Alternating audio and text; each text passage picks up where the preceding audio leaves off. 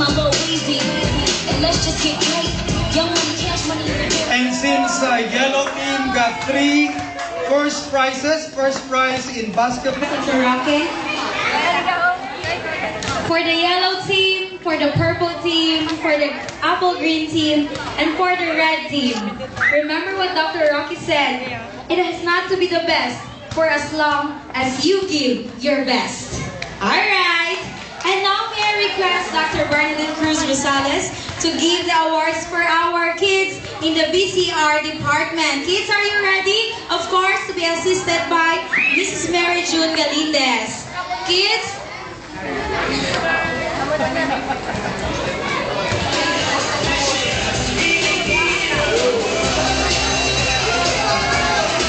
okay, kids, are you ready? May I see the hands of grade 1? How about from the kinder or preschool?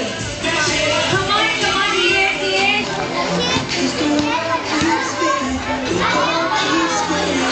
And of course, grade 5. Preschool kids.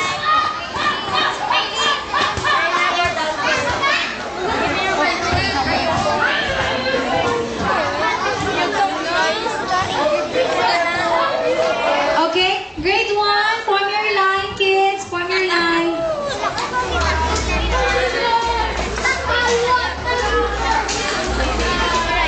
Get ready now. Grades 2 and 3 after the grade 1 will be the next. Daniel! Boom! Sunod ka mo to ka na.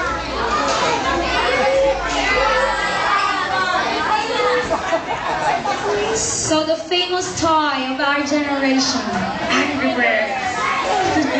Alright, grades 2 and 3 ready?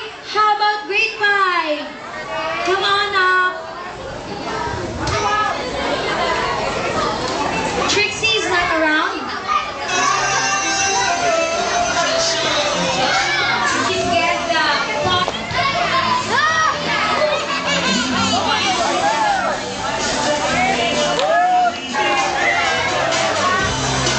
Congratulations, kids.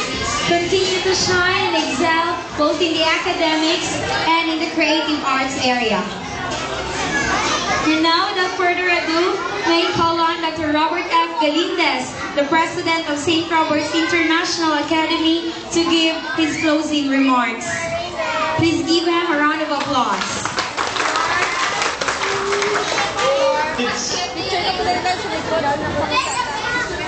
I was told that there is a request coming from the students that you would want to stay after the closing remarks for a little dance.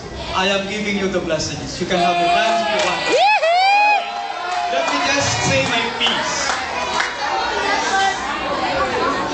First, I'd like to thank Dr. Roque for honoring our invitation, for providing us the support. Dr. Roque had been there since the time we inaugurated the Academy, May of 2004. He was our guest of honor, and today, the 7th Foundation, Dr. Roque is still with us, and I understand Dr. Roque through San Beda is willing to partner with St. Robert's for a greater partnership and bigger programs for our college students.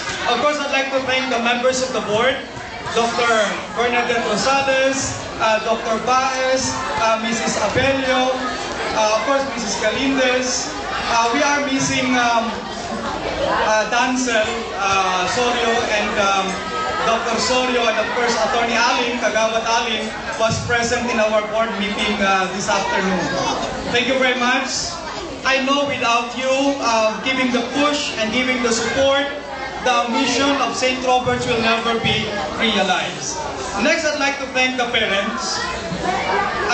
For our activities last year, when we have to literally push everyone to bring the mother, the father, the tito, the tita, the lola, kung pwede pa, don't be able to bring in the number. But tonight, I'm very, very happy that we are able to exceed the reservation. We only reserved for 120, but I understand we have to add some more seats. That is an indication that the parents are all out, very, very supportive, active. That's the reason why are able to compete and you are able to win in the competitions that we are joining. Of course, thank you very much, parents. Next, I'd like to thank pupils who are very busy with their Angry Bird, and then the students, you are doing your best. You are trying to really work very hard, not just to play, but really to study, so that you'll be able to graduate from us, really imbibing the kind of the character, discipline, and standards that we would want you to imbibe. The last but not the least, I'd like to thank the Robertine personnel. I know I am there in the meeting just to create the template, but you are the ones really implementing. Thank you very much for mounting very good, successful programs. Salamat po. Maayong gabi sa inyong katanan.